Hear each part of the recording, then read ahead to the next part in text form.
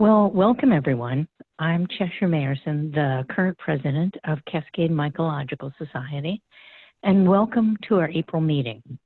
We normally meet on the third Wednesday of the month at the Amazon Community Center in Eugene, Oregon. However, due to stay-at-home orders, we are now offering our open to the public meetings online. At this point, we anticipate our May meeting to also be streamed online, and we hope to continue to offer online events. We always announce all public meetings and events on our website, cascademyco.org, the CMS Facebook webpage, and on our Twitter feed. I'm pleased to introduce our speaker tonight, who is Trent Blizzard. Trent and his wife, Kristen, are based in Glenwood Springs, Colorado. Professionally, they own Blizzard Press, a web design and marketing company. Their technical backgrounds were certainly helpful towards getting CMS headed down this virtual road, which we thank them for immensely. But if you really want to get Trent and Kristen excited, just bring up the subject of foraging. Their love for foraging for both wild plants and mushrooms has led them to create their very popular website, modernforager.com. They forage in their own area regularly, but also head to Oregon as often as their schedule allows. They forage for all types of edible mushrooms on the coast near Reedsport, where they have property, and forage right around there regularly. I've gone with them. It's wonderful. But their fondest Oregon adventures involve hunting for burn morels in the spring. Unlike most people who just head out and drive for miles on end to find a handful of morels, Trent and Kristen love to utilize science and mapping technology to locate prime terrain well in advance of hitting the ground in Oregon. Tonight, Trent is going to tell us about some of their secrets of how they create their Oregon burn morel strategy each year and collect buckets and buckets of morels. Trent. Hi, thanks, Cheshire. Hi. I was going to introduce Kristen here. She's with me. Oh, excellent. Good to see you. I'll be doing most of the talking today, all the talking. Hey, we have an immediate problem with YouTube. It's just not streaming in there very well. We tested it out. It worked. I don't know what's going on. We are recording this video, and certainly tonight we will have it uploaded to YouTube where you can watch it. And if anybody is on YouTube, there's plenty of room over here if you want to pop into the webinar and start watching it live as well. I apologize for that error. Technology's great. So welcome everybody. A couple of house cleaning items here. You have a chat going on. You can see there's a chat. If you look in here, you can chat with each other and you can chat with me. I won't be watching the chat too much. There's also a Q&A, and that's a great place to put in your questions. I'll be watching that pretty closely here, and some questions are coming in, and we do have still no YouTube, so that's going to be tough. I apologize for that.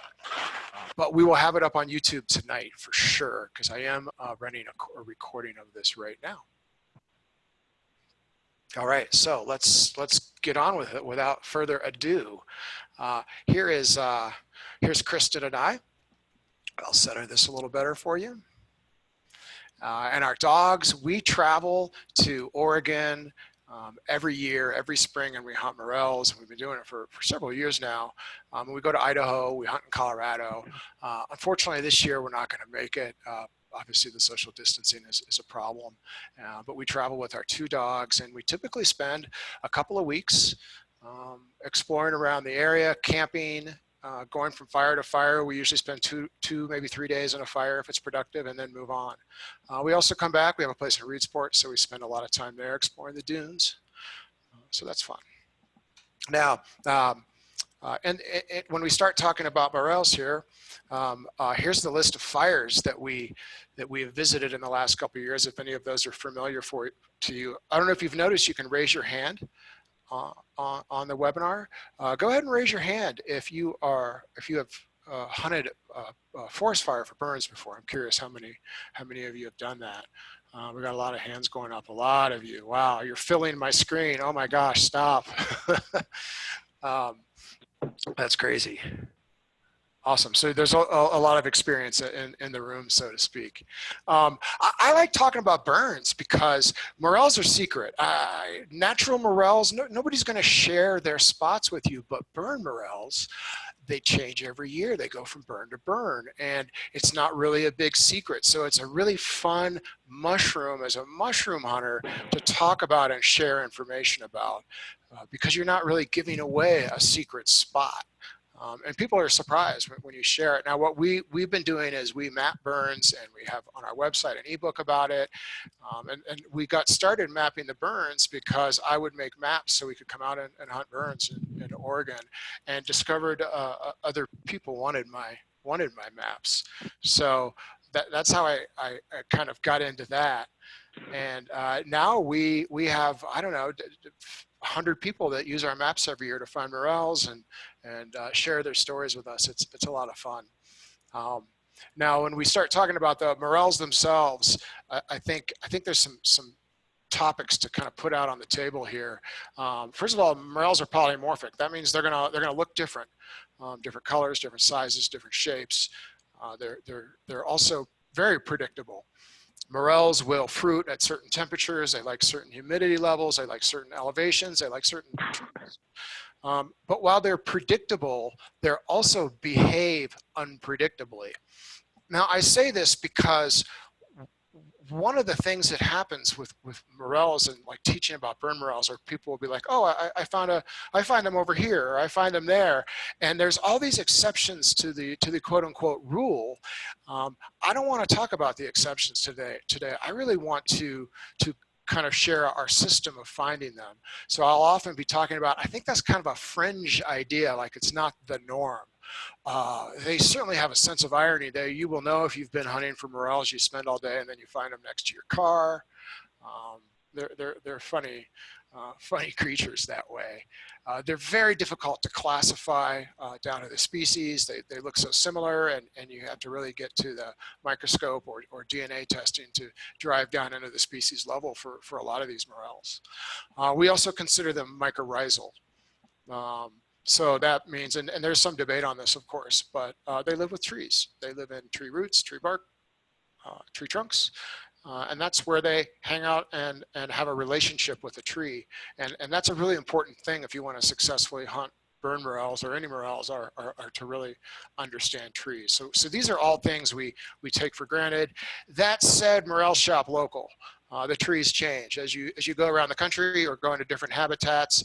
A morel that is a very strongly connected with a certain type of tree will be now strongly connected with a different type of tree. So as you kind of study online how people find morels, pay really close attention. That guy in Colorado or that person in Virginia, their information on morels is probably not relevant to you.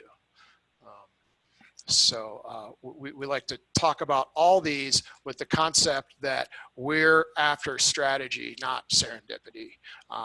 It's fun to find morels in odd places, but we want to be able to go and really be successful. And that's what I'm going to talk about today.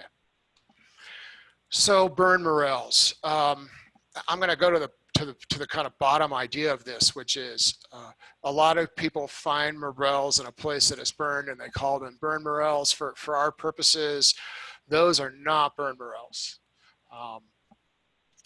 Those are morels that grow in a burnt and disturbed area. Burn morels have three important characteristics that we're talking about today. And they're right here in front of you. Number one, they're going to only grow in a conifer forest. Number two, they're going to only grow in the western U.S., and they're going to only grow after a fire. That's the only, all three of those situations have to exist to be a proper burn morel. Now, there's a tiny, if you look in the lower corner there, there's a little asterisk. Exceptions do exist, and I want to talk about them. Number one, they only grow in conifer forests. There has been a report, I'm aware of one, it's not really proven, that they grew in a deciduous forest. That's not a strategy, that's serendipity. Number two, they only grow in the western U.S. That's going to be the Rockies and West. However, there are people in South Dakota who talk about finding them there in the Black Hills. I haven't worked to verify that, and there are 4 instances known to science that burn morels have been found in the East. And those, like in Michigan, I think Tennessee or North Carolina, 4 times they've been found. And again, that's pretty rare, although all 4 times they were found in pine forests. So that conifer connection did exist. But for all intents and purposes, if you're looking for burn morels, you're going to start in the Rocky Mountains and you're going to go west from there if you want to find them. Now, the burn morels themselves are also unique species. I have a list of 5 species here that you can look at. 5 specific Morchella species that will only show up after a burn. This is how they live. There is some debate on this, and this number has kind of changed over the years, and as the DNA and the nomenclature of these species has also been revised. There's a lot of funny references that will say there are 6 well-known burn morel species, but they don't actually tell you what the 6 are. I've done a lot of research, and I have a link down there if you're interested to the research that shows these are the 5 morels that you're going to find. And I also have the links to the exceptions for the 4 East Coast versions or findings of morels if you want to see those. However, the real question is like, okay, so these are burn morels. Why are they burn morels? What's going on here? And there's different theories. It appears that these morels live in the trees, in the roots, in the trunks, in the bark, wherever they live, associated with the trees. And when a fire comes through, it signals these mushrooms and they pop up in fruit. Otherwise, they are just hunkered down, in hiding, just living the good life until that happens. Why does a burn trigger it? There's theories. One theory is the composition of the soil changes with ash. Another theory is that the fire burns hot and kills stuff in the soil and creates a less competitive environment. That's a theory too. Another one is that the dead host, the tree, which has been killed or severely damaged by the fire, has inspired the mycelium to fruit because it knows that it's losing its host and it needs to spawn or die, or spawn and then die. I don't know if mushrooms spawn. I just like the word. So what's really going on here? My theory is that I find them in places where the soil doesn't necessarily have ash in it, so I don't know about the soil competition. I've never noticed that the level of the burn, like it needs to burn a certain hotness to kill competitors. I've never really seen that. In fact, if it burns too hot, it seems to cause damage. I think it lives in the tree. The tree starting to die. I think the mushroom may turn from mycorrhizal to kind of saprophobic right in that minute. And maybe it's consuming, not only inspired to fruit, but it's kind of actively consuming all that dead organic material in the soil that was formerly its host. So I don't know. It's a bit of a mystery. If anybody has any theories, feel free to push them right out there in the chat. Maybe there's another one, but that's my theory. So those are the 5 species. The best known one is that number 1 at the top, the Morchella tomentosa. That's the gray, the fuzzy foot is sometimes called, a big, fat, beefy morel. It's really heavy. It's a delightful morel that cooks up really nice in the pan with a huge mouthfeel. There's a picture of one right there. We get those near the end of the season, and they're prized. Okay, now in Oregon, let's take a look at the map and see what we got here. Here's a state map with the forests demarcated on it. And the way I look at it, let me get my cursor in here a little bit better so you can see it. If you give me just a minute, I am going to turn that on. And now you should be able to see my cursor in here, and we're going to look at the state. So over here on the coast, we have a coastal range, and we have forest along the coast. I've never hunted burn morels in this area, and I don't think many people do. It's not really known for them. Most of the burn morels are going to happen kind of here and to the east, especially even the eastern side of the Cascades are especially well known. And then that flows down here through Ochoco and up through, I guess these are called the Blue Mountains. This whole area is really nice, all the way down through the Central Forest, Mount Hood, Willamette, Deschutes. Those are all pretty kind of prime burn morel territory.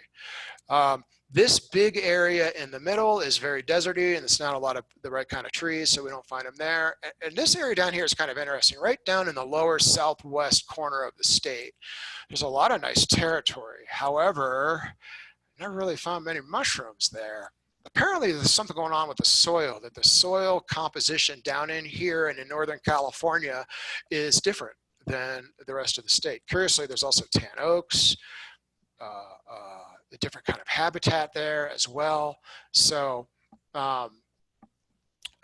it's kind of interesting that this area that looks so good, I don't think produces. I'd be curious if any of you want to throw any ideas in there in chat.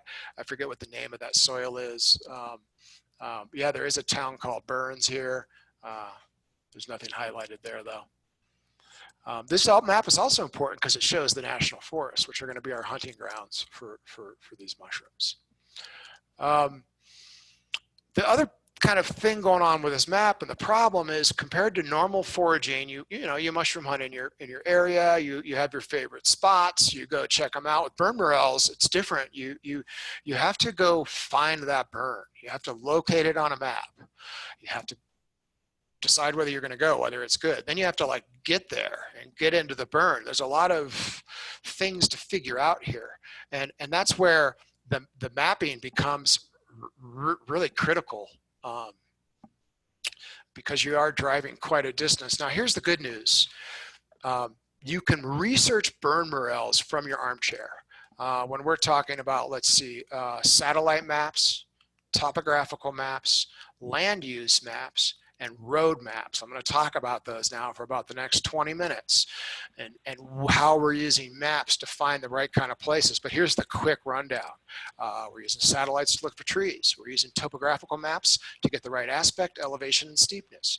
We're using land use maps to make sure we're allowed to hunt there. And then we're using road maps to make sure we access it. So there's like the next 15, 20 minutes, we're going to kind of look in some maps and look at some burns. So I'm going to kind of look through the questions here. Oh dear, my question area has a scroll bar. I apologize. I didn't realize they were stacking up in here.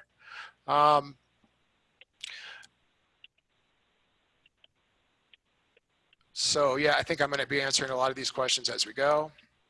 Are burn morels a different mushroom than naturals? Absolutely, just like I talked about, they totally are. Morel hotspots in New England? No, we're not talking about that at all. Do you look for spring porcinis? Yes, stay tuned. We will look at that. How long will a burn be productive? It's most productive in the first year. If the weather is perfect, you can pick it the same year as the fire. That's unusual. It's usually best the year after the fire, and then for maybe second year and third year, you can pick these burns, and their production is going to go down. But you could also totally hit it, and you could have huge banner days in second year burns with ginormous numbers. So we usually do first year burns though.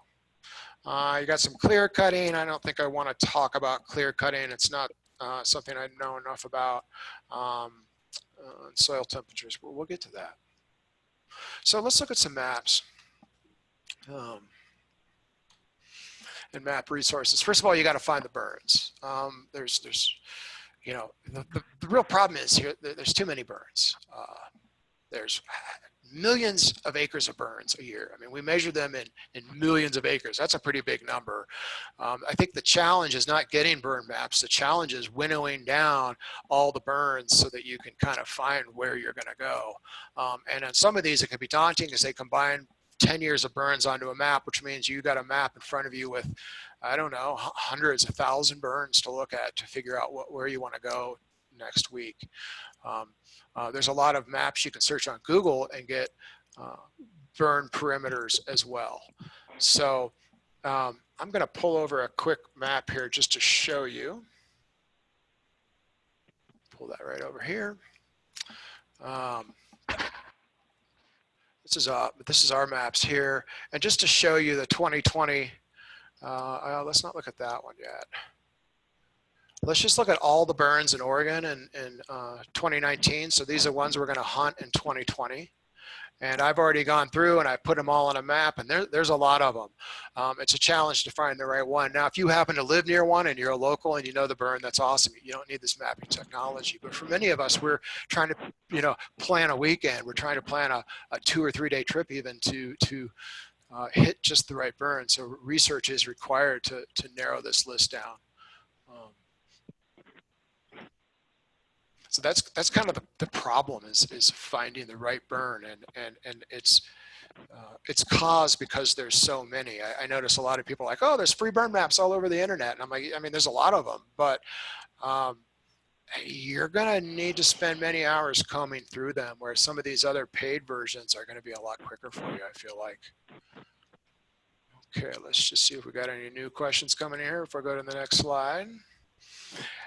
Somebody asked to see the question queue. No, sorry, I only get to see the question queue. Burn morels in Western Washington, absolutely not along the coast. Same as here, you're going to be looking in the Cascade Mountains in that range, especially on the western side. But the eastern side, we've done very well on that as well over the years. We're going to talk about burn severity in a minute too. So let's look at the next one. Here's some elevation guidelines. So when we're looking at these maps, we're going to want to find the right elevations. And if you're at the wrong elevation, you're not going to find morels.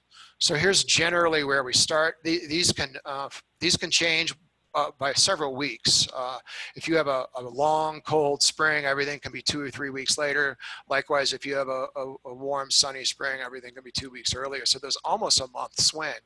I know 2 years ago, burns were popping at lower elevations by almost like the 3rd week of March. And last year at the 3rd week of March, it was absolutely freezing. And then we had all that really hot weather.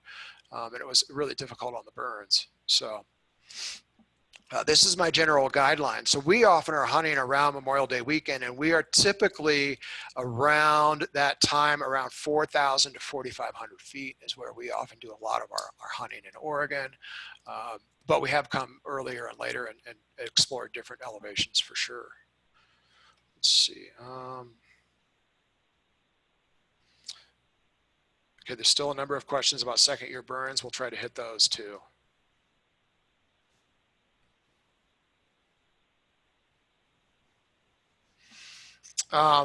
Somebody asked, am I using ArcGIS software with specific layers? Can I recommend or share?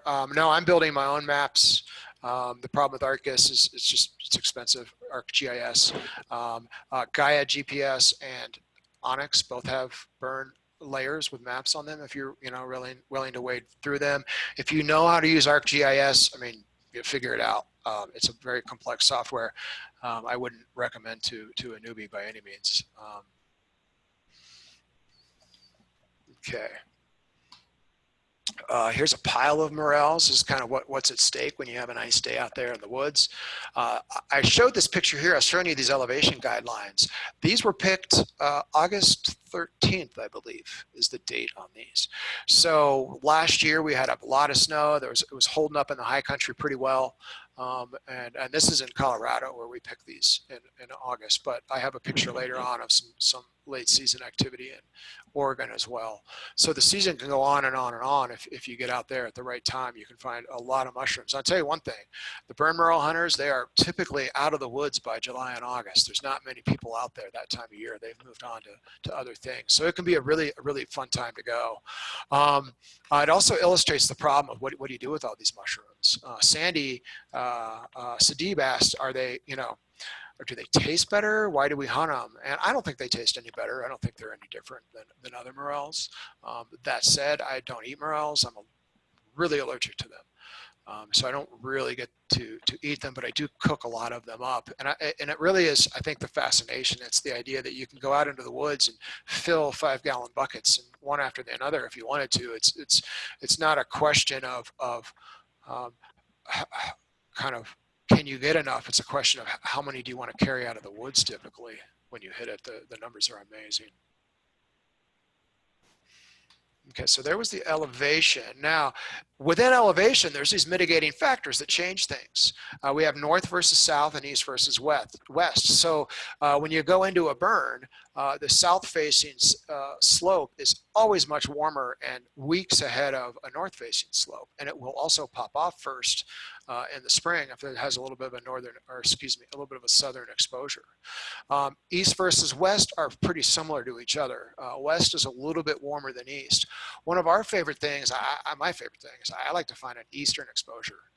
And it allows me with an eastern exposure, then with all the gullies and things, I've got northern and southern exposures in there. So with it on the east side, I've got a nice temperature range and some warmer and cooler spots as I kind of head through the eastern exposure, finding different kind of temperature zones, and the soil temperature can change dramatically. So when we talk about the elevation and when the season starts, it seems like it's the soil temperature that triggers these mushrooms to fruit. And when it starts getting in the really high 40s, really low 50s, that's when they come out. So one thing you can do, and I'm not really into this, you can carry around a meat thermometer, you can poke it into the soil, preferably the same depth, the same time of day, and start getting a sense. And it's kind of fun to do. I've just found that it's not always the most reliable way to determine if the mushrooms are there or not. It's a rough indicator. Nothing beats walking through the forest and looking. I also like to find indicators in the forest. There might be little orange cups, there might be flowers. But really, I feel like it's a matter of just finding them in the forest in the right elevation zone that they're going to be growing in. And it's not uncommon for them to have a couple 100 feet elevation range where they're really popping off. And if you go above that, maybe they haven't started yet. And if you go below it, they might be a little bit old. Now, mitigate this even more, we have this idea of multiple flushes. And if the conditions are right, the mushrooms will grow in a single location for weeks and weeks and weeks with different flushes as they come up, and you might be able to catch it that way. We normally travel around and hit a burn, and we stay for 2 days, and we're looking for the first flush, we're looking for the best mushrooms. Last year, we had the opportunity to really sit on a burn for weeks and weeks and weeks and weeks and visit it over and over, and it was surprising how good those second, third, and fourth flushes were when the weather conditions were right. So I really like that. If the weather is right, it opens up a lot of the mountain for you for finding mushrooms. We had a follow-up question there. The soil temperature, to repeat that, is about 50 degrees. So normally when I find a morel, like the first morels on the spot, and I slide the meat thermometer in there to see what it says, it's going to say 49 to 53. That's normal. Now you might find a 47, you might find a 58. There's a pretty good range there. There's a 4 or 5 degrees, and if you wait later in the day, the temperature goes up a few degrees too. So there's a lot of factors, but around the low 50s seem to be a good sweet spot to look for. Okay, let me just see if I've got any more questions here before I push on. One question Devin asked, are these elevation guidelines applicable to all Western states or Oregon specifically? They're Oregon specific. Washington is very similar. Colorado, we start at 8,000, maybe around Memorial Day, maybe a little later, and we're going to go up to 10 or 11,000 feet. So our elevations are different.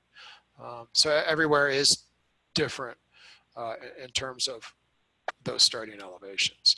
We have a question about trees. I will get to that. Thank you. Preserving them. I'll talk a little bit about that. Siv, I pronounced your name wrong. Hi, Siv. Sorry about that. Oh, do I have a picture of orange cups? I don't. I'm sorry. I didn't prepare that. Maybe if I get a minute here, I'll pull one up. Somebody asked about how about using a pyrometer. I'm not really sure what that is. Maybe you should put that in here. I'm curious what a pyrometer is. It sounds like it measures fire. Is there a number of days to wait for a flush after a good rain? We're going to talk about that. Let's talk about that now. So morels, burn morels are highly rain sensitive. We have really learned the hard way that their Mother Nature dictates their life.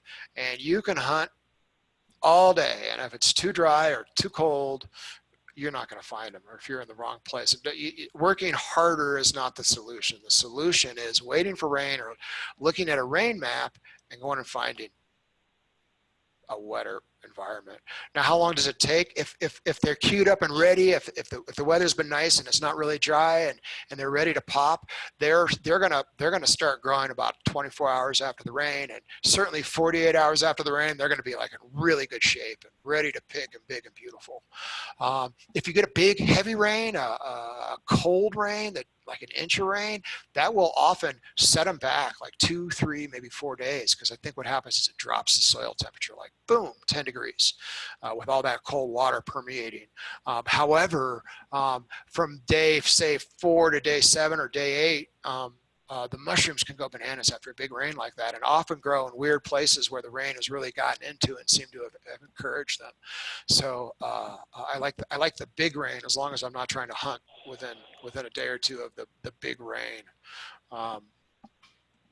Okay. Somebody asked, what does an old morel look like as compared to a fresh one? That's a great question. You don't want old morels. So look, all these pictures I'm showing you are pretty fresh. They're beautiful morels. You can see the one on here. This is a tomentosa, just a little baby one, really nice.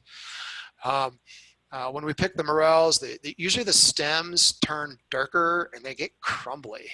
I feel like the age of the morel is not so important as the integrity of it. When you pick it, is it turning crumbly, which it will still typically taste pretty good. Give it a smell. Now that's ultimately, if it doesn't smell right or it's kind of crumbling in our hands and isn't going to keep its integrity, it's probably too old. And you can tell often by looking, because the stems turn darker over time. And so usually the stem colors, like as you're looking at a bunch of morels, maybe 2 flushes together, you'll be going for the white stems and leaving the dark stems because the dark ones might be 8 or 10 days old. Usually within 2 weeks they're gone though. It's about as long as they last if conditions are right. And if conditions are right, they seem to keep growing. They get pretty big. If conditions are not right, especially if it gets dry again, it seems like they stop and then they never start again. So often if we had a little bit of rain, just enough to kind of get them to start, but not enough to really be successful, you'll find a lot of little kind of dried out morels. And once they've stopped growing and they're little, they never get bigger again, unfortunately. At least that's my experience. So the second and third flushes can be super productive way to mitigate your elevation issues if you need to, and search lower elevation areas. And then late in the year, you may want to go for the late gray flush if you can. Those are the last ones that come up. Those are these, and they're fun. So we're getting back to maps a little bit. Let me just make sure the other thing about the north I had a note to say here is very important. The north holds a lot more water. And in my experience in Oregon, usually the biggest issue is you're fighting the moisture levels in the forest, because wherever you're going, it just hasn't rained enough. And you know what it's like. You've had a couple weeks of dry weather. Somebody asked if the small stunted ones bad to eat. No, they taste great. They're just small. Somebody else said check for worms. I don't think so. We've never found worms in burn morels in Oregon. That's kind of an eastern phenomenon. Very rare. We do find some other little bugs. I got some fun pictures of later. But the northern side, northern slopes, when it's dry, are the place to be, especially if you can find seeps in them, or maybe get up higher where the the snow melt is creating water. Look for little green areas. And they also grow in the holes. So when the forest burns, the tree burns all the way down and the roots burn, and it creates these like giant holes down in the ground. And if you look down in those when it's dry, you will find morels in there. So even when it's dry, you can still salvage a couple gallons of morels by strictly looking for northern areas, looking for wet areas, and looking in all the holes you walk by, looking under the logs. People are asking, are these slides going to be available later for reference? No, they're not. However, we are going to post this video on YouTube afterwards, and the link for the webinar will continue to work, and you can go watch it again also right here in Zoom if you want. That link will work for quite a while. Okay, here's our checklist. So you're getting ready to go. You got to pay attention to a few things. Number one is you want to hunt in a national forest. I believe in Oregon you can't hunt in a state forest. Maybe I'm wrong about that. Maybe that's Colorado. There's not that many anyways, and maybe you can in Oregon. However, you cannot hunt in a wilderness area, wilderness designated. I think when you're in a wilderness area, you can pick mushrooms, but you have to eat them while you're there. You can't bring them out as a harvest, and you can't hunt on Indian reservations. And then there's timberland. It's kind of the trickiest thing on private property that you're going to want to watch out for. So when you're looking at maps, you need a map that shows private property, national or U.S. Forest Service, BLM, national parks, things like that, because you don't want to accidentally hunt in a national park. The other thing you're going to want to look for, and we're going to start looking at here, is accessibility. Can you get to the burn? We're going to look at the size and elevation varieties of fires. I talk about destination fires. So there's big fires and small fires. And we definitely like the big fires that have a lot of territory, a lot of elevation range. You can get into them and you can kind of find the mushrooms often in the first hour. Maybe it's the first half day. You try different areas. And then once you know the elevation they're at, that's pretty consistent. And you can go to smaller burns, maybe a 20 or 50 or 500 acre burn, where I don't usually go to those until I'm pretty confident that the weather's right and I know the elevations, because there's not a lot of variety in a small burn, where the destination burn will be big and you'll see other pickers in it and you'll see where they're parking, which is a good way to often find where the mushrooms are. When you see, the commercial guys out picking, pay attention to where they're at generally elevation wise. And the other thing we're going to look for is heavy tree structure, which is vital. So let's look at some maps. Well, I'll check the questions first here.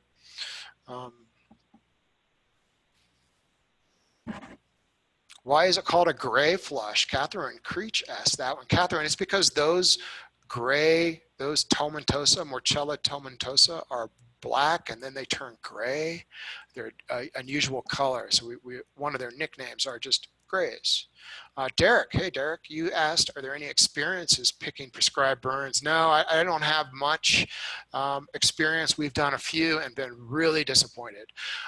So a prescribed burn is different. And I think what happens is the prescribed burn is controlled and it doesn't do enough damage. I mean, really you need like carnage. You need death of trees and for the burn morels to come out. And unless the prescribed burn gets away from people, usually the degree of damage isn't great enough for good picking. Now you're going to find some here and there, but we've never been able to find the same numbers. So we don't usually go to the prescribed burns because they don't quite do the job.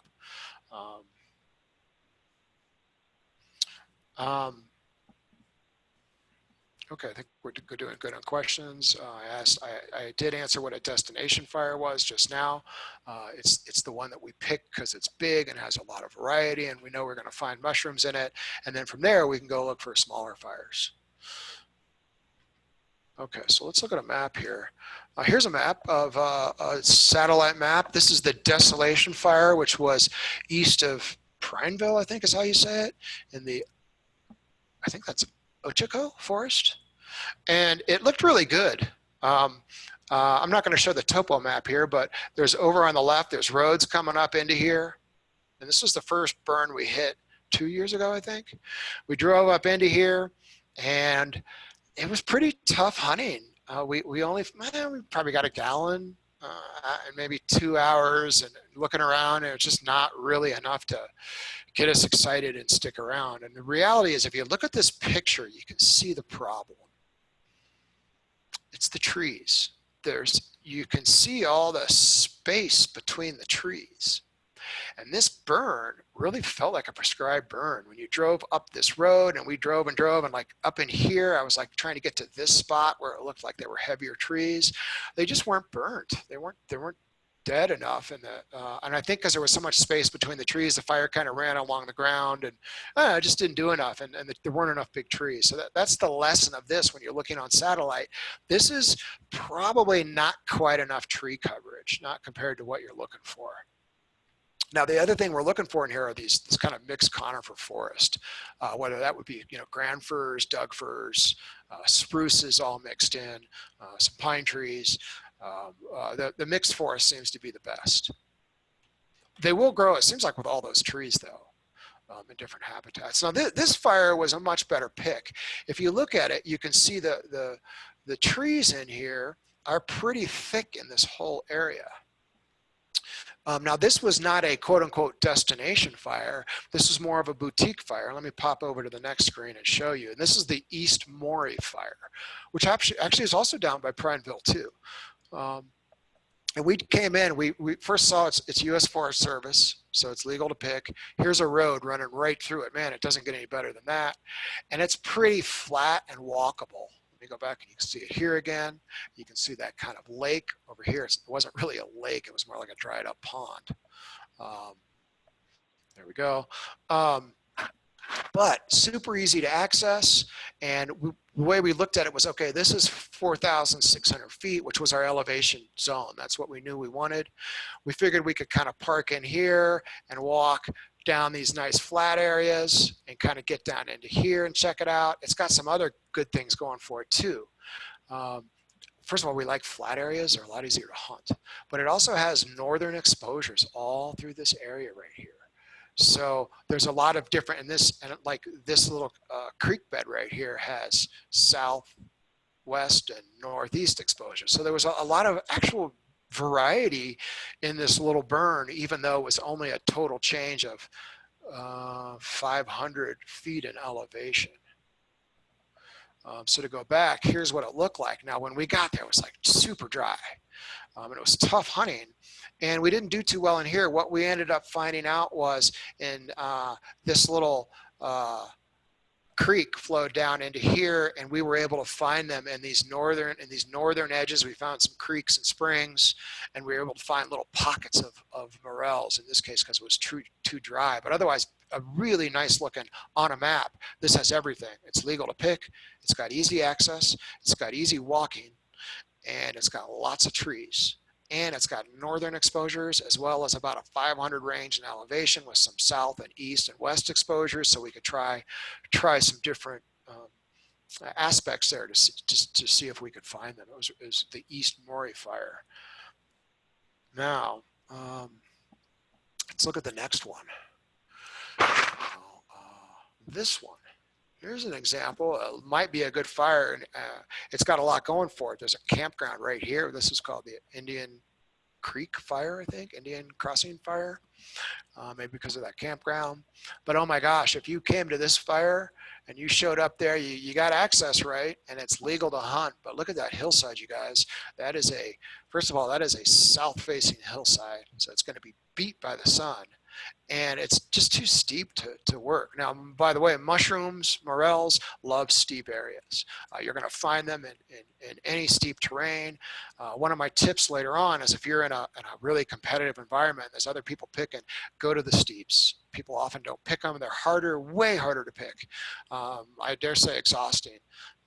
But if they haven't been picked, they hold as many mushrooms as the flat areas. They're just less fun to pick. So this might be a good chance, looking at this, the problem with this map. Let's just pop over now, and I'm going to pull over another map for us to look at. So this is what I use. This is the Modern Forager map. So what I've got here is I showed you 10 minutes ago a map of all the burns, and there were so many. I went through and I removed all the burns that were in Indian reservations, that were not on public huntable land, I removed them if they were in wilderness. I removed them if they also were just in these big dry treeless areas. So these basically all have something in common. They all have trees, and you can get to them and pick them. Richard said he was always taught southern facing mountains were best. Is that incorrect? I hate to say it's incorrect, but I think I'm going to say it's incorrect. South facing really works when it's cold. But it seems like the bigger problem with morels are the dry too. And it just, south doesn't seem to do as well for us. Although we certainly have found them there, and we will look there. But we almost always kind of slip over into the north and the east and do better. And somebody said our burn morel is specific to each conifer species. Has replanting of Doug firs over the last 100 years changed the distribution? I don't know. I haven't been picking that long. We usually don't pick those monoculture forests either. We're looking for mixed conifers, and it doesn't seem to matter that it's had some timbering activity and some tree planting, as long as it's not been turned into a kind of a single monoculture forest. And is there one conifer that's better than the other? I struggle with that. It might be firs, it might be spruce, it might be pines. No, people find them in cedar. I just look for mixed, healthy conifer forests that have burned. So here they all are, and I have a filter up here. And what I do is I divide these. So I want to look at just the top burns in the state. Look, there's a lot of burns here, and you can look at the Bs and the Cs if you want. I don't want to waste time on them. If I'm driving by one and it's off the side of the road, I might look at one. But these are the burns after I narrowed it down this year that we have that are good. Now, last year there were way more burns. It was a really good fire year in Oregon last summer. There weren't too many burns, fires that went out of control. Now the situation means this year there's not as many fires, and I'll take a little aside here, and this might be an opportunity. Last year there were a lot of fires, and we hunted them, and hunters all over, and you guys probably had this experience. It was a difficult year in the burns. They were just not going off between the we had that really cold spring going into March, and then about March 31st the sun came out, it got really hot, and it didn't rain for a month. And it seemed like April rolled around and it was super dry, and then it got really cold and rainy. It just was not a good environment, and a lot of these burns didn't go off. And the theory is if they didn't go off the first year, the second year will become the first year. So there's a good chance that if you look at last year's burns, you might do really well this year. So maybe this map of just this year, maybe you want to expand and look at last year's and visit a few of those. I know we'll be doing that here. Now this map here, we've got a couple options. I can pop it onto terrain view and see a little more like that. I can zoom in, and I can see the names of the burns. That we have them all right here. Well, curiously, when I organize them with letters like A. I have A+ at the bottom. That's probably the best burn I found in the state this year, the HK complex. And I put the elevations in here because this is really important. Because if you're looking to go out now, you're going to want to pick the lowest elevation you can here. Maybe this MP that starts at 900. Here's Bunker Creek at 2,500. Here's a 1,500 feet. These are the ones you probably, if you're really anxious to go, you're going to want to hit first. Whereas some of these others with the higher ranges, you're going to be able to pick these into well through May and into early June, I'm sure. And this one looks pretty good. I'll pop it out. I've kind of described what I see here. I got 2,600 acres of easy road access. So that's really nice. And there's more information in here if you want to read about the fire. But what I do is I zoom in on this fire. So let's zoom in and take a look at it. We'll make this go away. Oops. Okay.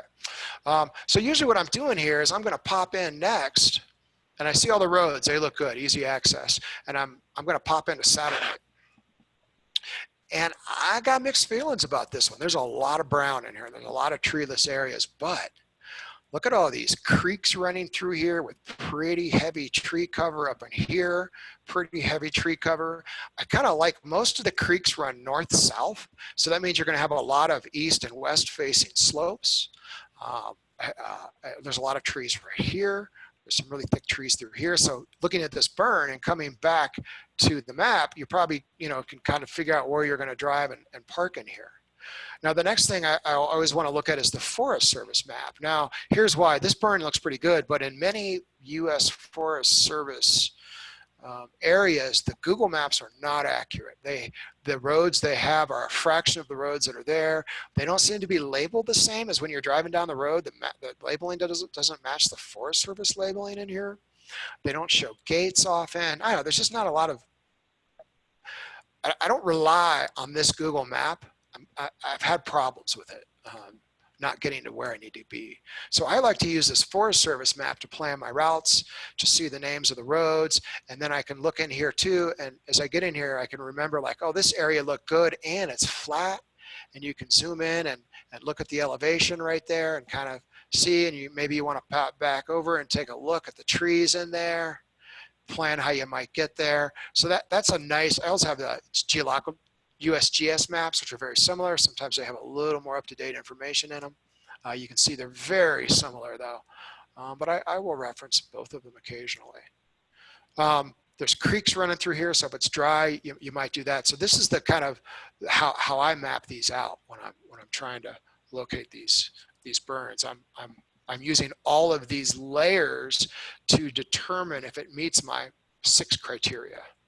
All right, we got a few other map comments in here too. Millie is local. Yep, Millie was a big burn. Boy, we really picked that hard, I guess 2 years ago. It was a really nice burn. It says, somebody said all U.S. Forest Service is currently closed to the public. Fines have been implemented. I'm sorry, I don't live in Oregon. I don't know what your local rules are. You definitely want to pay attention to that. I try to kind of leave that out of here, like what the kind of rules are. I'm assuming that as we go through May and June, the rules will be changing and you'll have to just behave appropriately with your kind of coronavirus hunting etiquette. Let's see what other questions we have in here. Can you speak of junipers? Alan asked that question. Now, I've never really found them in the junipers. You know, there might be a juniper bush in a mixed forest, and that's hard to say, but no, we don't really, I've never hunted junipers. I'm not saying they're not there though. I mean, they grow near cedars too, which we've never really been in a cedar forest and hunted, but certainly if we saw one, we would check it out. I'd say for the junipers, Alan, you may have to figure that out. If you know they grow there, pop it in here and tell me. Okay, there's some chat going on. If you want to know about the Forest Service rules, there's people talking about it in there. I'm going to let that go, let you guys kind of talk amongst yourselves on that. Okay, I got a few more kind of random map tips to plug in here. Okay, so these are helpful tips I think that we use. We use Gaia GPS when we're in the field on our iPhones or Androids to map ourselves. I've used a lot of different GPS systems. Onyx is another very popular one. I like Gaia because it offers me more states for the price. But Gaia has incredible property ownership information. So if you need to know who owns a property, probably Onyx is better, but whatever, they're about the same. What they do that's cool though is you can download them on all these maps onto your phone, and then you can save it so that it's downloaded offline. So when you're out in the woods and there's no cell phone service, you'll have all of your maps right in front of you. You can sync it with your hunting buddies. So, you know, my wife and I, we both have the same map. She has hers, I have mine, and they actually sync together and we can see what each other did. That works really well. I'm a big fan of that technology. I print paper maps too. I think you saw that up here. Right here are some paper maps. We do this less now as the kind of the online mapping is getting better, but I love to print paper maps. I buy a waterproof paper. You can buy a sheath of it on Amazon. It's not very much. Maps print up on these. They last a long time. I do this a lot too with some of my mapping software. It's a little more advanced, but I drop color zones on there. So I know this is the zone I'm looking for mushrooms, and anything blue is high and anything red is low, and I'm going to be looking for maybe in the middle of that. It helps me find elevations quickly when I color code my maps. So I do that a lot. But printing maps works great when you're in the field. You can also take your paper maps and draw fire perimeters on them. That's what we did the first year, and it saved our bacon to have the state gazetteer with all the maps that I drew into it. That works well. It also, you'll want to determine where to buy your permit. We're going to talk about that in a minute with your maps. That's an important thing you'll need to figure out. And so you can go buy your permit. Again, we'll talk about that. But the last bullet point, these are all hard-learned lessons, by the way. The last bullet point for sure, go look at the U.S. Forest Service website. They're usually pretty good in our experience at telling you when places are closed. And it's very common for different burns to be closed. If you've been, live near Portland, you know that they shut down anything near Portland to keep mushroom hunters out. It seems like we certainly checked that big burn out there that was Eagle something or other. We checked that out 2 years ago, but you couldn't hunt in it. So check for the closures, and they'll usually be pretty accurate on the Forest Service site. They don't seem to have some of the other things you want on their site, but they will tell you when things are closed, which is partly ironic, but it's also very helpful. Let's see what other questions we got in here. Alan says, how do you find mixed conifers on maps? Alan, that's a great question. You study them real close. I zoom in a lot and I look really, especially in this Google satellite maps tend to be the best, but I might look at Bing too, if I need to, or some other sources. Google Earth as well has some different maps. And if you zoom in, and especially if you kind of know the forest, you start to get a sense. You can kind of tell that's a pine forest. You can kind of tell if they're the right kind of forest or not. Somehow it just, you just keep looking, and as you go and look at maps and then look at where you are, you'll start to recognize, oh, these are deciduous trees and these are conifers in the maps. Yeah, Sandra's got a great question. Is there a reason the coastal forests aren't as productive? I don't know why. I mean, my theory, Sandra, so this is just theory. I'm not a mycologist. I think these burn morels, these species, live in the trees, and they live there for decades until the forest burns. And I just think in the coastal area, I don't think they live in those trees. There's something about the habitat or maybe the types of trees. I think you'll find pockets of them in coastal forests when it burns. You might find little spots that have them, but they're just not like widespread and living in the forest waiting for a burn so they fruit. So I think it's just a matter of those species are literally not in the ground and in the trees in those areas.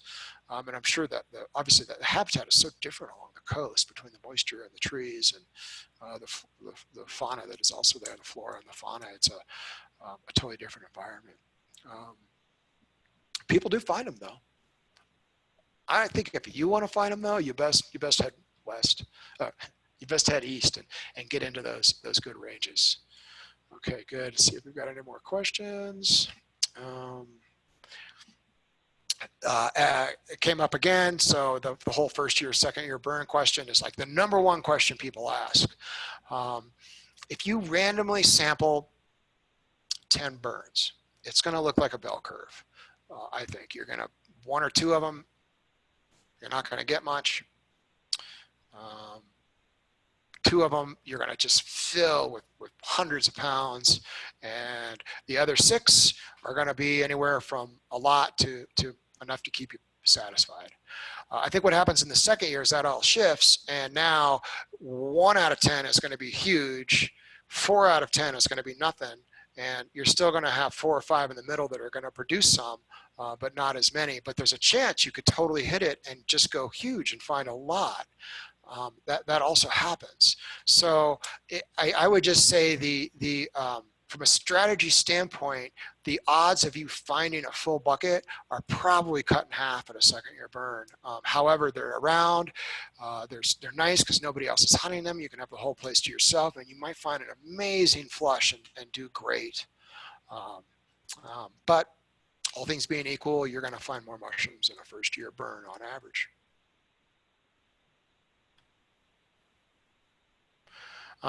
Chris, I already gave information on where to find fire perimeters. I gave a couple links. Somebody wants to put in a chat and tell Chris what those links were: Onyx, Gaia, Modern Forager, and you can Google it as well. There's other free resources. Do naturals and burns occupy the same zones? Great question. That's from anonymous attendee. Hi, anonymous. Yes, they do, but they don't fruit at the same time. So when you're in a burn, you're not going to find naturals generally. You may find a few ones here and there, but they, for some reason, after the burn, they boom, they settle down and they let all the burn morels have their day. By year 3 and 4, I think if you go into older burns, you'll find naturals that are responding to that disturbance zone and like it.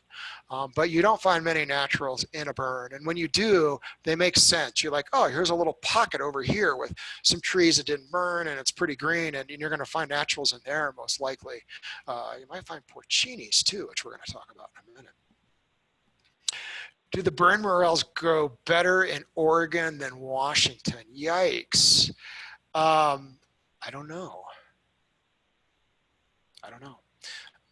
Soil disturbance and logging as alternatives to fires. I'm just going to stick with burn morels today, not the disturbance morels. It's such a different topic.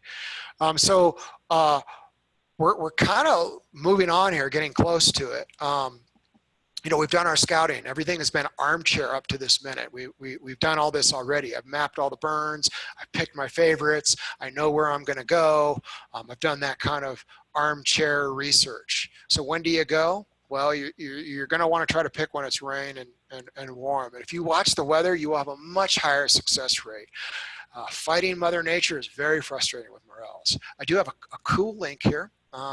Maybe somebody could pop it into the chat group. That might help everybody out. And you can search for it if you just search for modern forager precipitation maps.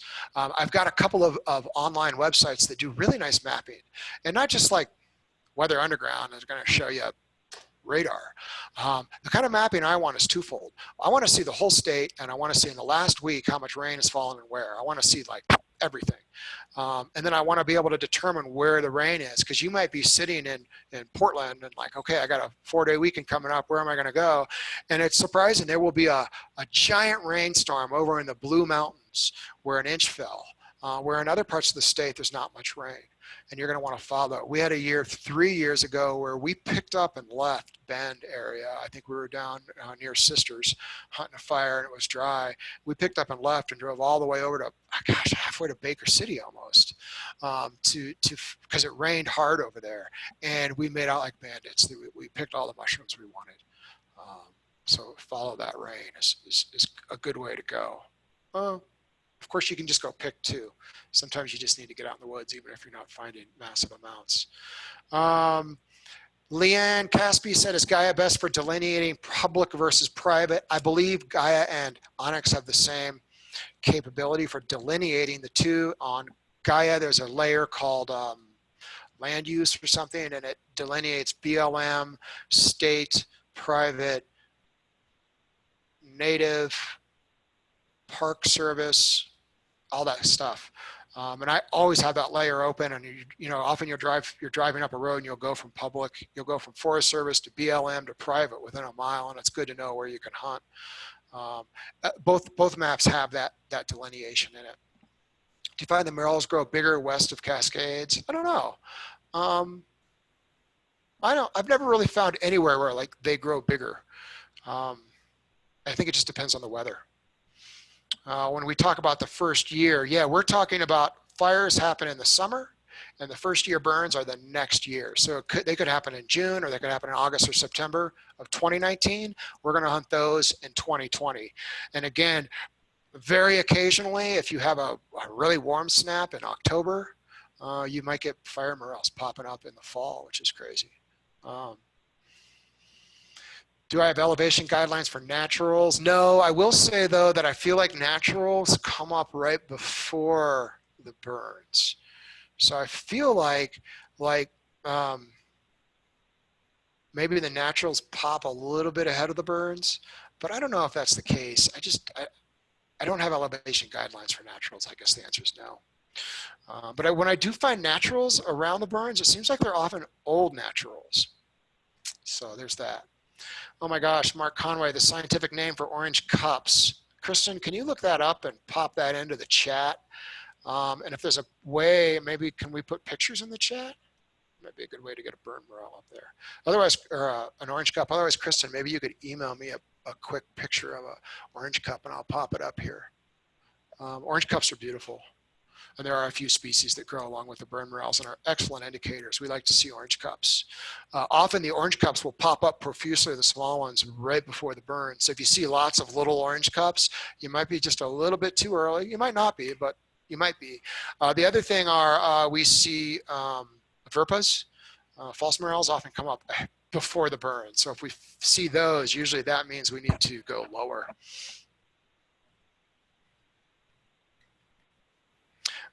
Somebody asked again about Washington this year. Yeah, Jane says your website seems to say nothing of interest in Washington this year. Yeah, there's nothing. There's like hardly any burns. I think you're going to be looking at second year burns. There's some fabulous second year burns, especially in the northern part up near the Canadian border. There's just one after another stacked along the Canadian border from 2 years ago. And I'd say in Washington, it's going to be a year when a lot of people are going to, and Oregon, a lot of people are going to learn whether second year burns work. And I predict they're going to say they work great if we get good weather. If it's like the last couple of weeks, I think people are going to be disappointed. Okay, so that's when you should leave your house, when you arrive at the burn. So now we're kind of really moving on. We're going to talk about what happens when you get there. When you hunt for naturals, often people, not everybody, but a lot of people say hunt slow, slow down. slow down, you stop and look. We do not do that for burns. For burns, we walk fast. We move through a forest as quick as we can. We're covering ground. We're looking to, you know, especially when we're trying to figure out where they are, we're trying to walk up a creek, one side of it. So we get a western exposure, walk up 300, 400, 500 feet in elevation, cross and come down the other side. And we've, you know, looking for that zone. If we don't find it there, maybe we'll go higher, maybe we'll go lower, maybe we'll go to another area, because burn morels are a little patchy.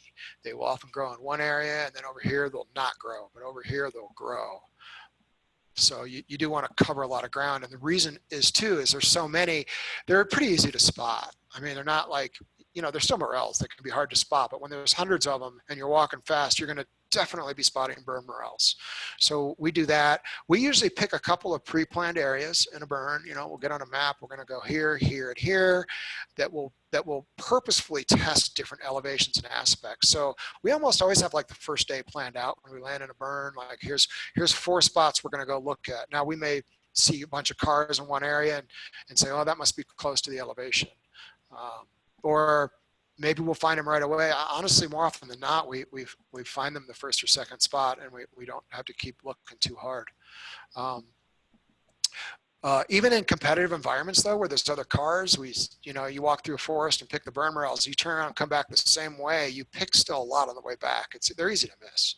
So I don't worry too much about other commercial pickers. You know, if 2 or 3 or 4 people have been through one area, it gets pretty well picked. So when you get to the burn, look at this picture here. This is probably an example of what we don't want to pick. Now, this is not what I would call a moonscape. A moonscape, sometimes that burns down and there's nothing but black, like toothpicks sticking up out of the ground, and it's sun-drenched. And unless the conditions are absolutely perfect, we won't find them here. And unless they're really perfect, you're not going to find them here either. It's just too sunny. Now, you know, if they're perfect, you'll find them there. Normally, though, when we get to this burn, we turned around, and I thought I had the picture behind my back. I didn't. This looks a little better. Now, what you can't see, these trees are a little closer. It's a lot shadier in here. And back in the woods back here, do you see all these trees with dead pine needles or fir needles, whatever they are, on them? That creates a lot of shade. Usually the ground is brown like this, where the needles have fallen. They hold a lot of moisture, I think. And that's usually the place we're looking for first. So when we're looking to find the morels, we're always looking for this. We're looking for the deepest, the heaviest structure. Here's another one. We're going to want to be walking down this trail and looking like down underneath these trees, you know, when we're trying to locate it.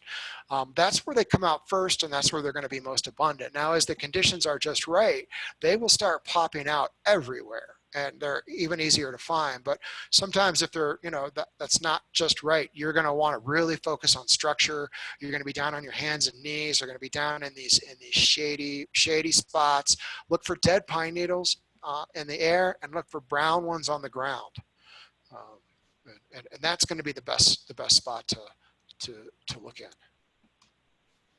All right, now check this out. This is a burn we walked into. This is actually the Millie burn. You guys have been talking about this a little bit on chat. Let me see if any questions before I show this. How many days after a rain? We kind of already hit that. 2 days unless it's colder.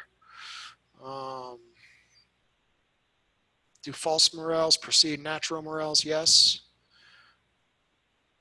Safety, we're going to talk about in a minute. Gyrometra in the area, are they an indicator mushroom? I'm going to say no. I mean, we find them, and I think they pop up a little bit earlier than burns, but they don't grow in the burn. So when we find the gyrometras, it's typically when we're walking on a trail to a burn or on the side of the road before the burn. We usually don't find them in the burn. In fact, I'm going to say we never find them in the burn. So are they a good indicator? I mean, yeah, if we're seeing them, I feel like we're close. Maybe I'll drop a little bit lower elevation and look, though. Under logs, absolutely, especially if it's hot. I love it under there. So here we walked in this trail. We parked right here. And you can see this is my track. And we walked up here and we started finding them. So you can see circling around, circling every little hitch in here as I'm picking, I'm sure. We head up in elevation, and this is, as you see that the topo lines on here, we got up to here and I stopped. I dropped a pin on my Gaia GPS, and we turned around and came back down and moved pretty straight, and then started looking again, and then really started finding them again. Now, why did I drop a pin there? And why did I stop? Well, as we were going up in elevation, we were at the top edge of the flush. When we got up to here, and this is a northeast facing slope, when we got up to there, the mushrooms got really small and fresh. They were too little. So we turned around, and even just this distance, they were bigger down here. And down on the other side of the road, we found out they were all through here in these deep bushes. We were really finding them in like this weird heavy cover where like you'd get into a bush and there'd be 100 of them. It was pretty cool. We picked a basket full, and it was like 2 hours. I don't know, 2.5 hours might have been, maybe 3. I don't know. It was a couple hours. We're like, we'll cut it down. We head back to our campground. We were in Millie, the burn, and camping right there in the burn, which was awesome. We were only 10 minutes away from this spot. Got back, and we came back that evening. And that's where we did this second one, and we went really slow and walked up in here and picked this whole area. And this is 3 trips right here. One, and there's a second one here, and there's another one where we kind of worked along the edges of the roads. And each time we filled our basket, it probably took 2.5, 3 hours to fill our basket at that point. But I want to point out, we scouted this, we drove this road. We stopped right here because as we were driving this road, it had been burned pretty good, and it was just sunny and open. When we got to here, we started seeing thick trees, and that's why we stopped right here and headed up into them. And that was really the secret to this burn, to finding a lot of them. It worked pretty well. Now, this is a great scene to see in a burn, a porcini popping up. It's rare that they're in the burn like this. Usually they're in the unburned areas right outside the burn, but it's a fun mushroom if you keep your eye out. We hunted for years and never found them. We never looked. We didn't really even know they were there. And maybe 3 years ago, we saw this weird guy walking in the woods. He was out of it. He was picking these things. We're like, what is that? That's a porcini. Oh my gosh. And now we're often paying attention in the kind of logging trails and burns and kind of in the porcini territory. And we often find a nice bag of porcinis when we're out looking for morels too, which is a bonus. Yes, that is Boletus rex varus, spring porcini. And this one though, this is different. If you see it, this isn't a controlled burn, I believe, that we were walking through. And it had even burned recently. It was still a little smoky. How many miles do you walk in a day of hunting? Ira asked. 6, I would say. We try to find places where we can walk less than a mile and start hunting. If you walk a mile, you'll leave 80% of the people behind. We find that after about 6 miles, we get pretty tired, and we're not effective. So we usually probably hunt 6 miles. And that's 3 or 4 hours of hunting at least. A couple other random tips here. I already mentioned spring porcinis. We talked to competitive areas. Go to steep hillsides are where you can find them, and also super dense brush. Often it's worth kind of looking at a giant clump of brush up there and actually rooting around it a little bit and seeing what you see. Hunt where there's no parking nearby. So we found this in the Millie. We drove in and got to this big intersection, and it had a big parking area and a campsite that nobody was in. We had the entire campground to ourselves. And we were there, 3 nights. And it was easy to see everybody drove into this fire. And it was kind of funny, the Volvos and the Subarus, they drove in, and there was that intersection and parking, and everybody parked there. And they got out and they hunted for 45 minutes. I don't think they found any because everybody got out there and hunted. We walked around the area, and it had been picked pretty clean. But if you drove further up the road, there were these areas where you just couldn't park. The road didn't have pull-offs, and often that's going to be the best place. Is not necessarily where there's not easy parking nearby.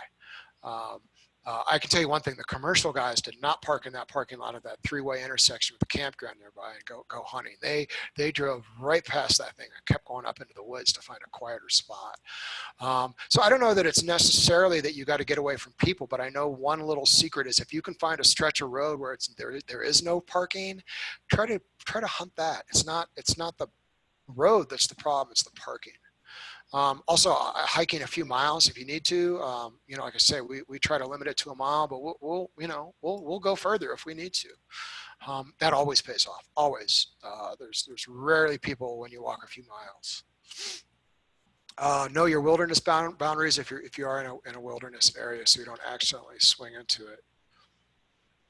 Yeah, Vicky, 6 mile round trip. Yeah, that's about what it usually shows. Now, here's the funny thing about the 6 miles.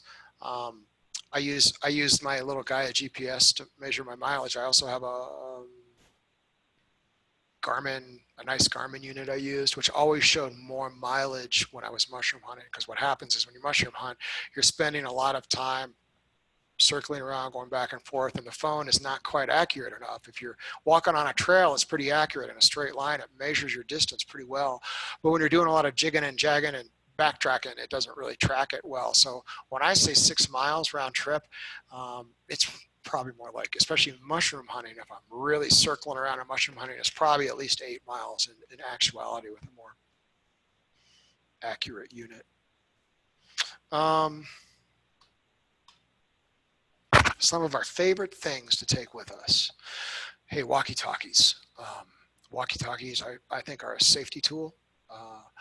They save our bacon. It's so nice to just be able to talk to each other and not have to yell. And in these woods, as you know, as mushroom hunters, if you go with people, you can lose people. Sound does not always travel like you think it would. They can be right on the other side of a little hill and they will not hear you.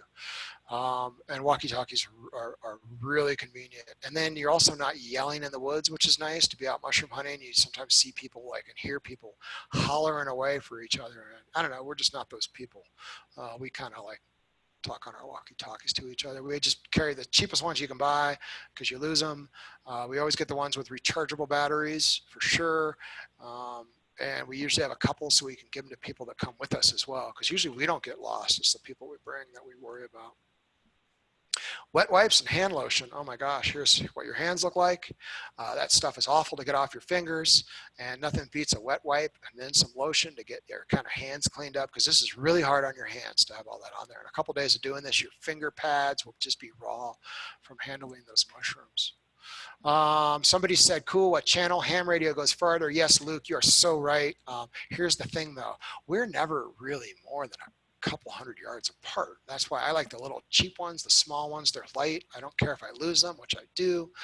I set it down and lose it. I'm not trying to get 5 miles or a mile even. I'm just trying to talk to Kristen, who is 100 yards away, and I don't want to yell. And I can just communicate over the walkie-talkie a pretty sophisticated idea that I can't yell, hey, whatever it is I need to yell.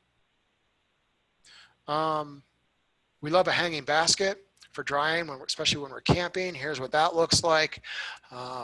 Here's where we talk about the question that came up earlier, like how do you deal with this? Like if you haven't done this, you'll learn the hard way. It's a lot of mushrooms. And you better be ready for some processing. And you better have a plan on how you're going to transport them so they don't go bad. How are you going to dry them out, especially if you're camping? And we often store them in boxes. I try to keep them in this all the time when I'm in the campground. This hanging basket, which lets air flow through it. If it's raining, you can see that blue tarp on the ground. I throw that tarp right over top of it to keep it dry. They do really well in there, and they can keep for days with that kind of air circulation. Otherwise, we try to pack them in cardboard boxes and put them in paper bags. And we often find maybe a creek nearby and put them down under some bushes near a creek, which is usually cooler. It's a lot of work to handle these, so you got to have a plan. Do we transport these back to? Yeah, we transport them back to Colorado for sure. We dry them out. We travel in our camper with 2 or 3 dehydrators that stack up 12 trays high, and usually every couple days we swing into an RV park and we run our dehydrators for 24 hours, and refill all of our water, and all that good stuff with a camper, and then we head back out again. So yeah, we transport them back, but rarely fresh. We like to dry our morels. A dried morel is a delicious morel. They hold up beautifully and taste wonderful and have a great texture. The hanging basket we got on Amazon. I think it's called an herb drying basket. If you look it up, there's different types. Get a sturdy one. They make really big ones. Don't get those. They won't. I mean, this one weighs quite a bit. It's got 15 pounds of mushrooms. I don't know. It's got a lot in there, and the whole thing will sag down if you put 15 pounds in a big one. So don't get a big one. Get a small, sturdy one for your picking in the woods.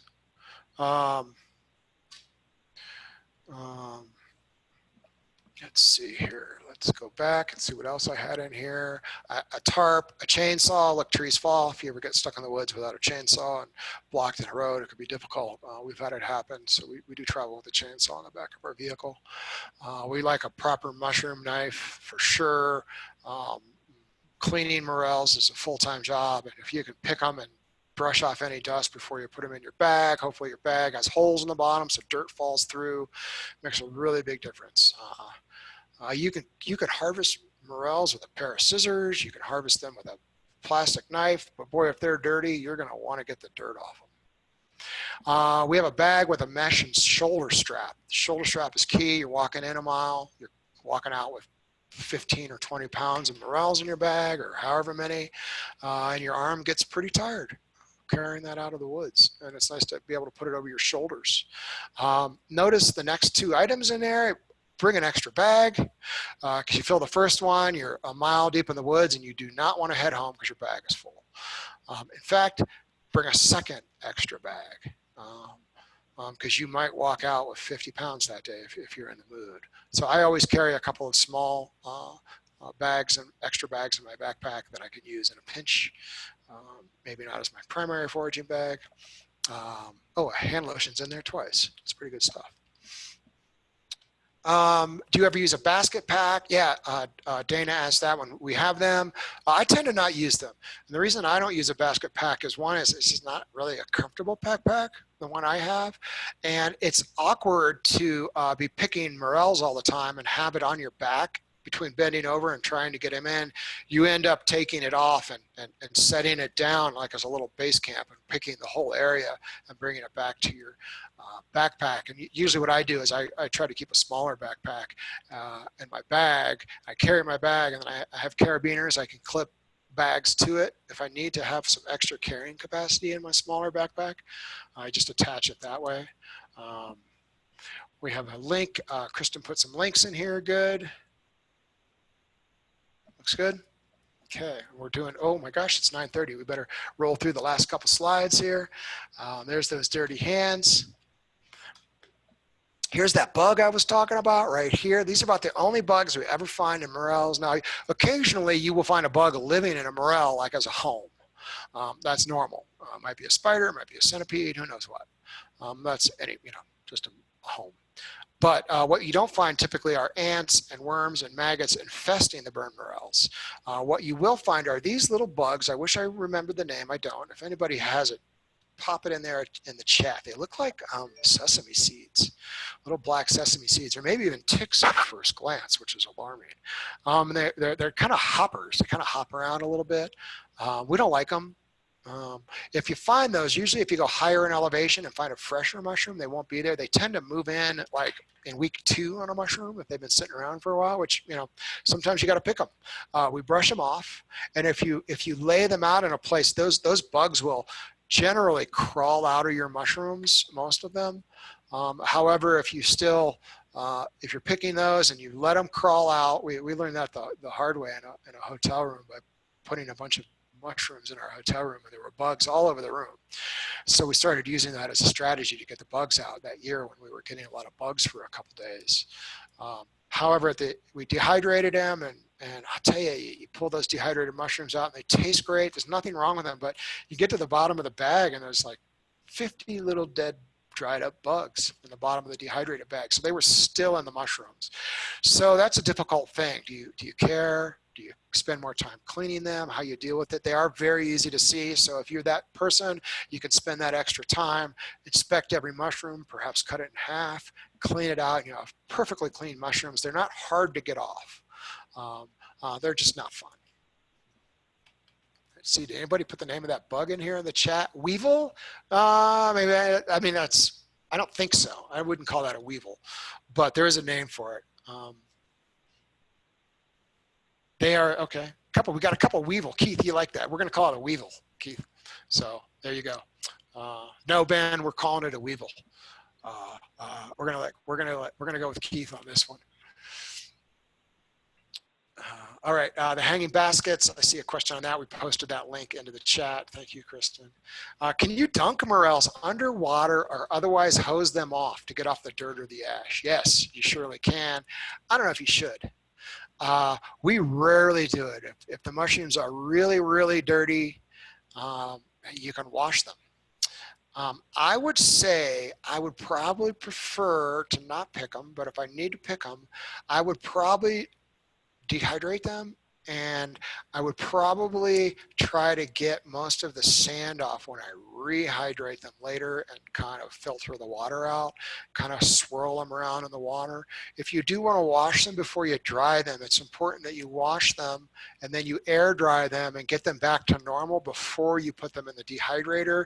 They really get weird. They change, they turn black, they kind of lose their appeal if you put them into the dehydrator while they're like wet from the wash.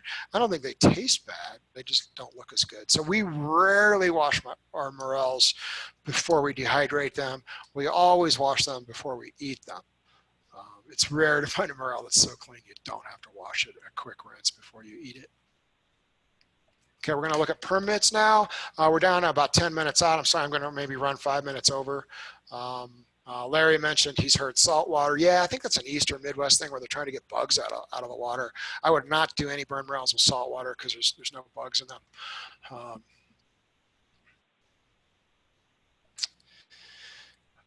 Permits are required. I put a lot of words in here so you would read them. I apologize. I did this on purpose. Every Forest Service has a permit process. They're all different. Sometimes they band together, two of them work together, but generally anybody that tells you they know the rules for U.S. Forest Service and mushroom picking is wrong. And the reason is the rules are different in every forest. So you got to look up where you're going. You got to go to the Forest Service website and you got to see, do I have to buy a commercial permit? How much is it? Some let you pick a certain amount personally for free. Some require you cut them in half. They all have different rules. We typically go, and typically a commercial permit's $20 and it's good for typically 10 days. Now, it's different everywhere. Keep that in mind. We usually just buy a commercial permit for $20 so that we can like not cut our mushrooms in half and not worry about it. But investigate your local forest before you go there. Check online to conform the rules. Remember that you almost always closed on weekends. You cannot show up Saturday at a ranger's office and get a mushroom permit. In fact, usually on Fridays they close early, like at least a half hour early to permits. You know, they're sometimes they're really friendly. You go in and they're going to give you maps and coffee and be great. And other times they're grumpy and having a bad day there. You know, you never know. Every Forest Service is going to give you a different customer experience. We kind of like it. We kind of like to show up and it's always like, what's it going to be like? Are they going to be friendly? Are they going to offer us maps? Are they going to, you know, they're all so different. It's kind of an adventure to go in and get your permit. And then all kinds of other people walk in too, looking for permits. And you're like, you know, they're like, oh, that guy's not going to find any mushrooms. He's in trouble. And it's only good for that forest when you get it. If you are upset that you have to buy a permit to hunt in public land, you can just take that up with somebody else. Mark said more about a proper knife. That's funny. I have so many mushroom knives right here. Here's a proper example of a proper knife. We have these at modernforager.com. They're $24, which is pretty standard. They're all, you know, there's nothing special. First of all, it's really sturdy. It can handle prying. It can break off big chunks of reishi off of a tree if you need to. But the main thing is this brush right here. Hopefully you can see that in the little screen there. That brush cleans mushrooms. If the brush is too soft, cut it a little shorter, it'll get stiffer. But that's what makes a good mushroom knife, is that brush right there. And you'll find as you pick mushrooms, I'll open this back up, you're picking them and you're spinning the knife around and you're picking them and you're constantly working the brush, and it's really convenient. If the brush is on a different thing, you're constantly putting your knife up and down, and the person that doesn't have a brush on their knife is the person that loses their knife because they set it down to get their brush out. If you're serious about mushroom hunting, you got to get a mushroom knife. I mean, it's 20 bucks. It's the tool for the job. Vicky likes an orange knife so she can see it when she lays it down. I like bright colored knives too. The problem with a lot of them, like here's a fun one, a bright yellow one. It's just so like cheap and hard to open, and it's not a very nice high quality. And then you open the brush and it's like nylon. It's not that nice, you know, hair. I'm not a big fan, even though you can see it and you don't lose it. My advice, Vicky, and to everybody is really simple. You never, ever, ever, never, ever set your mushroom knife down. Never. It always goes in your pocket. If you see your knife on the ground because you set it down, you should like smack yourself, because you are only one step away from losing that knife. I've lost more knives than I've found in the woods. Cheap knives are good too, frankly. Oh, Sandy said CMS has a webpage for all the rules for almost everywhere in Oregon where you can hunt. That is awesome. Sandra, can you pop that into the chat so everybody can maybe see that link about where they can hunt? We're going to talk now. We're going to wrap it up. Some people say safety first. I'm like safety last. And not because safety is not important, but I think it is important. And I think we should wrap up and remind everybody, burns are dangerous places. Frankly, the Forest Service doesn't want you there. They don't want, I don't want to say the liability, but they don't want to deal. They don't want to do rescues. They know it's dangerous. Trees fall on people. People get lost. You know, they often really don't want you there. But when you get there, the things you want to watch out for are the deep holes. When these trees burn, they leave big holes and you can step in one. And I think probably the biggest risk you're in a burn is, number one, getting lost. Number two is really spraining your ankle or your knee in a big hole, because you can, like, you're looking for mushrooms and you're walking around not looking, and you can step right into like a foot deep hole and hurt yourself. The other thing I worry about is rain a lot. Flash floods are bad news. They'll wash out roads and trap you. Don't go hunting right after a rain. That ash is slick, and if you're on a hillside, I mean, it'll be something like out of a movie. You will slide down that hill and you will die. It's super slippery when it's really wet with a big rain. Wind also, that wind gets us out of the woods faster than anything. When the wind starts howling and all those dead trees are moving around, we're out of there. I don't want to be the guy that gets killed by a falling tree. So I'd say watch out for that stuff. Those are dangerous. This is not a morel. This is what we were talking about before, whether they're verpas or gyrometras. You're going to want to know what a morel is and what a morel isn't. That's not what this webinar is about. But if you don't know, if you don't know this is not a morel, you're not ready to go out looking quite yet. A little bit of etiquette. I think this is interesting, and we're going to wrap up with etiquette. Like, what is the etiquette here? One is very clear: steer clear of other pickers' lines. You see other people in the woods picking. You don't go pick in front of them to beat them to their mushrooms. You let them have their space. That's probably the most common kind of breach you see out in the woods are people that kind of come into your little personal zone. Obviously, leave no trash. The other stuff is common sense. I'm curious if you have any etiquette. Pop it in the chat here and let's see what it is. A lot of it's common courtesy. I think you should share your catch, you know, be generous with your mushrooms, give them to other people to try. You should take someone new. Remember, these are burns. You're not taking them to any secret spots, and the more eyes you got looking, the better. That's kind of my etiquette. I think it's pretty common sense. Now, the other end thing about it is you can't really overpick. Remember, first of all, these are fungus. These are mushrooms. You're picking the fruit. You're not hurting the plant. It's not a plant, but you know what I mean. And these things only come up every 50 years maybe. And I think overpicking is a hilarious concept. Like, wait a minute, you mean you think I'm going to pick all these mushrooms? I'm not going to miss a bunch, and that there's not a million acres right over there that these are not everywhere doing their thing. And then there's also multiple flushes. If you really were going to pick them all, you'd have to scour the forest for weeks. I don't think overpicking is an issue here. I think pick all you want. It doesn't have any impact on the mushrooms or the habitat. I don't think wildlife eats these. I have never, ever seen a single indicator that any animal likes to eat these. Even the bugs don't seem to eat them. They make a home in them, but they don't seem to eat them. So no deer. You know, if you see a turkey eating one, they're eating the bugs off. And don't fool yourself, they're not eating the mushroom. You know, yeah, you can use a mesh bag and spread the spores all around for sure. I don't know that it makes a difference. I think these things are spewing spores from the minute they pop up, and you know, the spores everywhere, and a spore load in the forest with these things must be huge. I like a mesh bag because it lets my mushrooms breathe and the dirt falls out the bottom, so I get cleaner mushrooms. And people don't, you know, I don't use plastic bags, that's for sure. They ruin your mushrooms. Cutting, pulling doesn't make a difference.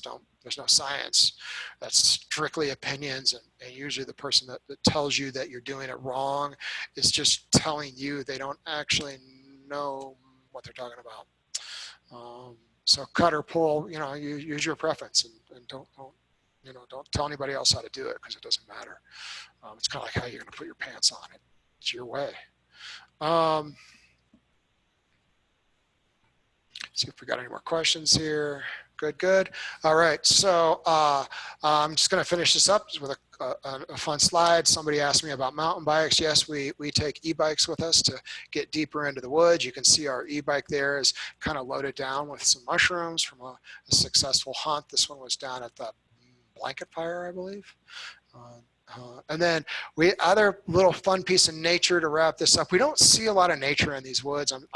I remain surprised by, we don't see just a lot of animals in there, birds even, big animals, mammals like elk or deer, fox. We see very little footprints too, not as many as you would think.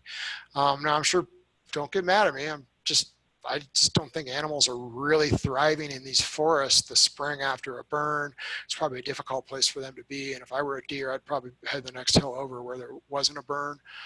But the birds nest in there, and there's some fun blue eggs in a burned tree, which is just a really beautiful sight. We have found a couple birds nests like that before in the woods. So if we don't have any other questions, I think I'm going to wrap up, and I will remind everybody we're going to save up a recording up to YouTube here in just a little bit. We'll send out a notification to everybody that registered how to get that. That will probably happen tomorrow. I have a hunch that loading will take us into the evening. Our website is modernforager.com. Say hi.